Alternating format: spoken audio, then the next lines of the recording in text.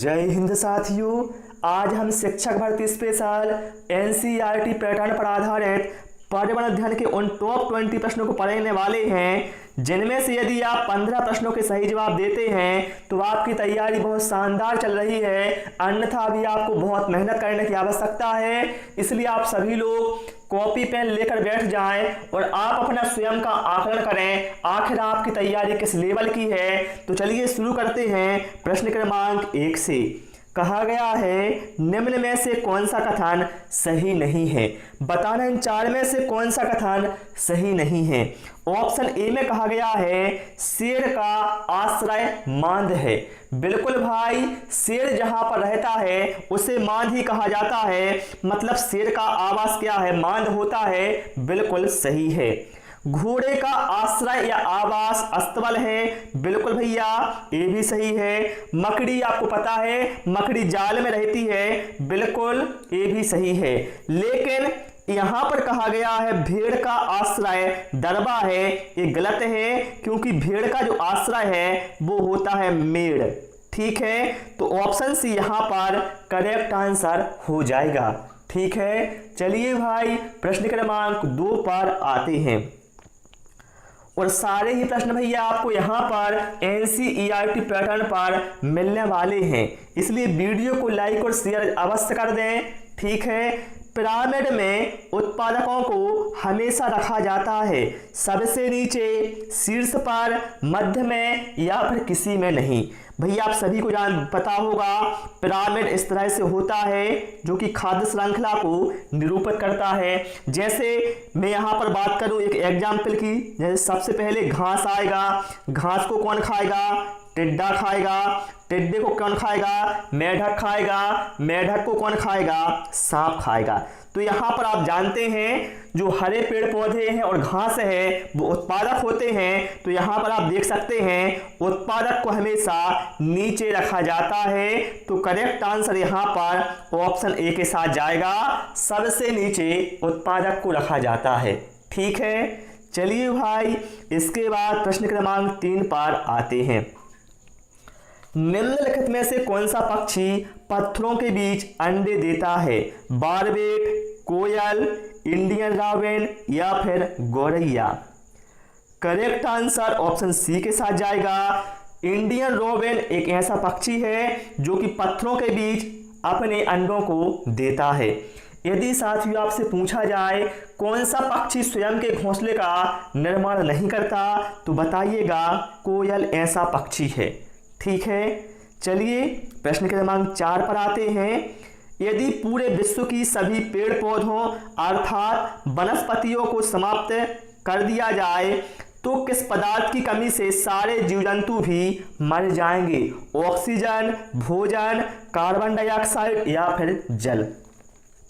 भैया हम सभी जानते हैं जो सभी पेड़ पौधे हैं अर्थात जो सभी वनस्पति हैं वो प्रकाश संश्लेषण के दौरान कार्बन डाइऑक्साइड को ग्रहण करती हैं और उसके बदले क्या है, ऑक्सीजन को वातावरण में मुक्त करती हैं। और हम सभी जानते हैं जितने भी जीव जंतु हैं सभी के श्वसन के लिए ऑक्सीजन का होना अनिवार्य है। तो यदि अब सारे पेड़ पौधे पृथ्वी से समाप्त कर दिए जाएंगे तो क्या है, ऑक्सीजन की क्या है, कमी हो जाएगी वायुमंडल में, जिसकी वजह से क्या है, सभी जीव जंतु मर जाएंगे। तो करेक्ट आंसर यहाँ पर ऑप्शन ए के साथ यहाँ पर चला जाएगा। मुझे उम्मीद है आपको समझ में आ गया होगा। फिर भी कोई डाउट रहता है आप कमेंट बॉक्स में पूछ सकते हैं। ठीक है, अगला है इग्लू कहाँ पाया जाता है। अत्यधिक गर्म क्षेत्र में, अत्यधिक ठंडे क्षेत्र में, पहाड़ी क्षेत्र में या फिर रेगिस्तानी क्षेत्र में। मेरे भाई ध्रुवीय प्रदेशों में जो एस्किमो जनजाति रहती है वो अपने घरों का निर्माण बर्फ से करती है और उस घर को कहा जाता है इग्लू। वो बर्फ से निर्माण इसलिए करती है ताकि जो अंदर की उष्मा है वो बाहर ना जा पाए, जिसकी वजह से उनका जो घर है वो अंदर से क्या है, गर्म रहता है। तो आप यहाँ पर जो करेक्ट आंसर है ऑप्शन बी के साथ जाएगा। जो इग्लू घर हैं जो कि एस्किमो जनजाति द्वारा बनाए जाते हैं ये अत्यधिक ठंडे क्षेत्रों में बनाए जाते हैं। ठीक है, ध्रुवीय प्रदेशों में। ओके, चलिए भाई इसके बाद प्रश्न क्रमांक 6 पर आते हैं। एड्स में क्या प्रभावित होता है? प्लाज्मा, श्वेत रक्त कणिकाएं, प्लेटलेट्स या फिर लाल रक्त कणिकाएं। आप सभी लोग भी सारे प्रश्नों के आंसर ईमानदारी से या तो कॉपी में नोट करें या कमेंट करें और आप बताएं आपने 20 में से कितना स्कोर किया है। भैया आपको स्कोर जरूर कमेंट करना है, आपने कितना स्कोर किया है। तो एड्स भैया हम सभी जानते हैं यह HIV वायरस की वजह से फैलता है और इसमें प्रभावित होता है श्वेत रक्त कणिकाएं अर्थात WBC। Correct answer option B के साथ यहां पर चला जाएगा। यदि आपसे पूछा जाए विश्व एड्स दिवस कब मनाया जाता है तो बताइएगा 1 दिसंबर को मनाया जाता है। अगला प्रश्न है सबसे ठंडा मरुस्थल कौन सा है? सहारा, थार, गोबी या फिर अटाकामा। साथियों विश्व का सबसे ठंडा मरुस्थल है गोबी का मरुस्थल, जो कि भाई चीन के मंगोलिया में स्थित है। ठीक है, ये हो गया सबसे ठंडा मरुस्थल। यदि आपसे साथियों पूछा जाए विश्व का सबसे शुष्क मरुस्थल कौन सा है तो बताइएगा अटाकामा मरुस्थल। पूछा जाए विश्व का सबसे बड़ा मरुस्थल कौन सा है तो बताइएगा सहारा का मरुस्थल। पूछा जाए भारत का सबसे बड़ा मरुस्थल कौन सा है तो बताइएगा थार का मरुस्थल, जिसका अधिकांश भाग राजस्थान राज्य में है। ठीक है, ये चारों पॉइंट आप लोग नोट कर लें। ठीक है, बार बार मैं ही बोलता हूं, यहां पर जिस तरह से आपको क्लासें मिलती हैं वो आपको कहीं नहीं मिलने वाली हैं। आप चाहें तो देख सकते हैं, इतने कम समय में आपको इतने अच्छे से जो क्वेश्चन है वो कंप्लीट कहीं नहीं होने वाले। अगला प्रश्न है जब भूमध्य रेखा से ध्रुव की ओर बढ़ते हैं तब जैव विविधता बढ़ती है, घटती है, स्थिर रहती है या फिर इनमें से कोई नहीं। आंसर जरा सोच समझ कर देना, यहां पर थोड़ा प्रश्न को मैंने चेंज कर दिया है। देखिए भाई, ये है हमारी पृथ्वी, ठीक है, और ये है भूमध्य रेखा और ये है भैया ध्रुव। साथियों जब हम भूमध्य रेखा से ध्रुव की ओर जाएंगे तो जैव विविधता क्या है भैया? घटेगी। करेक्ट आंसर क्या है? ऑप्शन बी के साथ यहां पर चला जाएगा। लेकिन यदि हम बात करें ध्रुव से भूमध्य रेखा की ओर आएंगे हम तो क्या है? ऐसी कंडीशन में बढ़ेगी। ठीक है, ये दोनों पॉइंट आपको ध्यान रखना है। जो भूमध्य रेखा के पास वाला क्षेत्र है यहां पर क्या है? जो जैव विविधता है ये अधिक पाई जाती है। पूछा जाए विश्व जैव विविधता दिवस कब मनाया जाता है तो बताइएगा 22 मई को मनाया जाता है। क्लियर होगा ना सभी को? चलिए भाई इसके बाद प्रश्न क्रमांक 9 पर आते हैं। और भाई आपके जो भी साथी हैं उनके साथ वीडियो को शेयर कर दें, इसमें आपको कोई भी पैसा नहीं लगता है। ठीक है, चलिए अगला प्रश्न क्या है? विश्व विकलांग दिवस कब मनाया जाता है? बताएंगे आप सभी लोग। क्या होगा यहां पर correct answer? Correct answer option B के साथ जाएगा।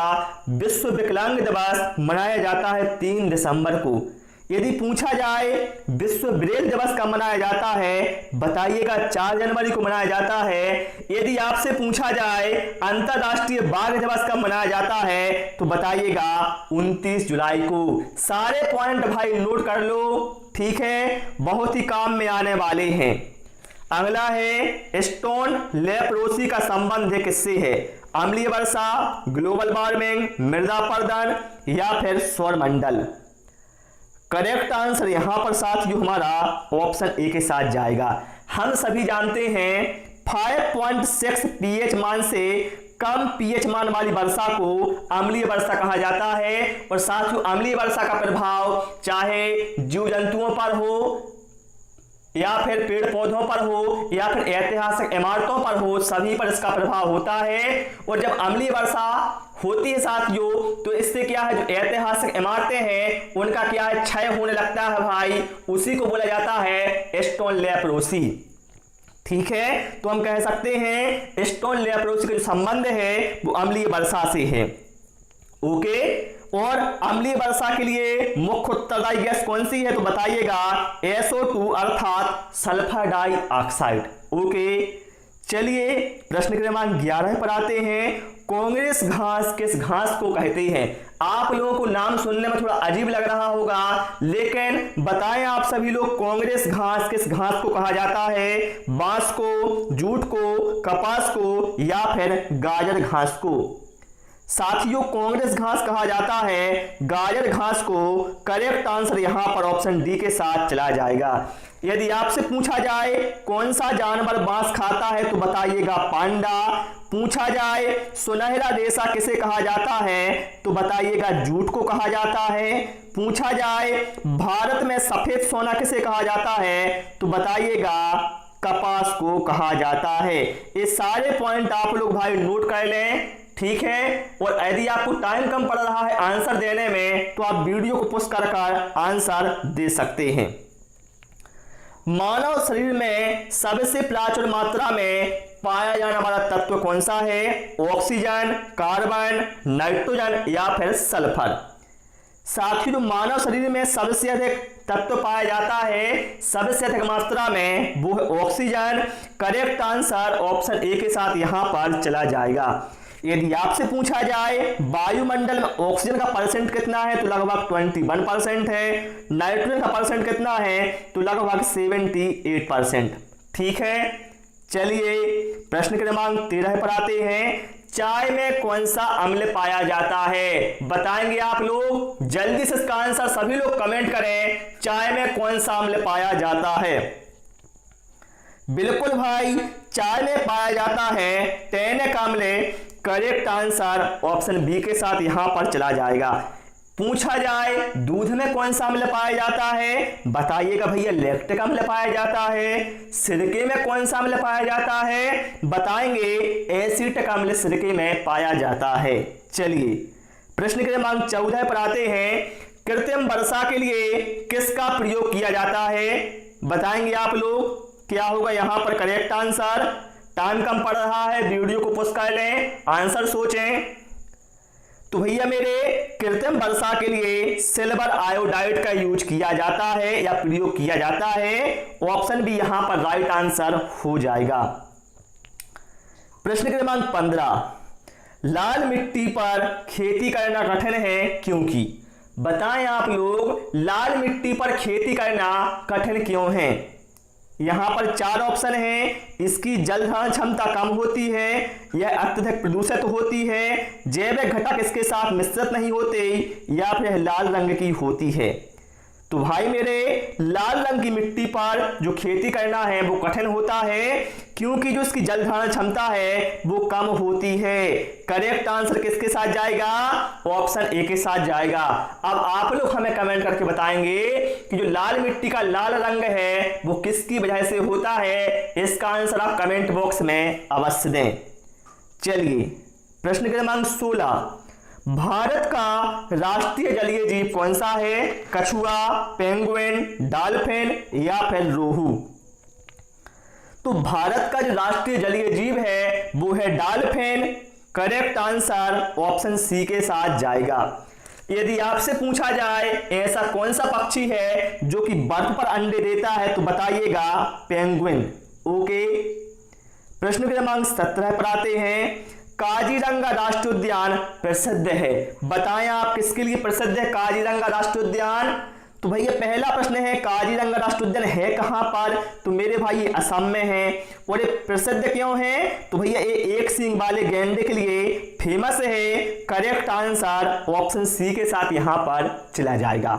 ठीक है, क्लास कैसी लग रही है भैया वो भी बताएं कमेंट में, जिससे मुझे पता चले आखिर मेरी कमी कहां पर रह रही है।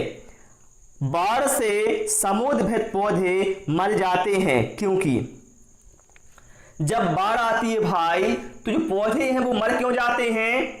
बताएंगे आप लोग, वो इसलिए मर जाते हैं वो समुद्रभूत पौधे कि जो पौधे की भैया जड़ें हैं जब यहाँ भैया पूरे में पानी भर जाएगा तो पौधों की जो जड़ों में जो श्वसन क्रिया है, जो श्वसन होता है वो क्या रुक जाएगा। इसकी वजह से क्या है पौधे मर जाएंगे। तो करेक्ट आंसर यहाँ पर हमारा ऑप्शन बी के साथ है चला जाएगा। ठीक है, चलिए प्रश्न क्रमांक 19 पर आते हैं। खालिस्तान एक खेती योग्य क्षेत्र में अवांछित पौधा है। यह पोषक तत्वों, आश्रय और सूरज की रोशनी के लिए मुख्य फसल के साथ प्रतिस्पर्धा करता है। तो भैया वो खरपतवार आप सभी को पता है, जो खरपतवार है इससे क्या है, फसल भी प्रभावित होती है, ठीक है, और पैदावार भी क्या है, कम होती है। इसलिए इसको हटाने के लिए हम कई तरह की दवाइयों का यूज भी करते हैं, ठीक है। चलिए इसके बाद प्रश्न क्रमांक 20 पर आते हैं। खून में किसकी उपस्थिति की वजह से खून नहीं जमता?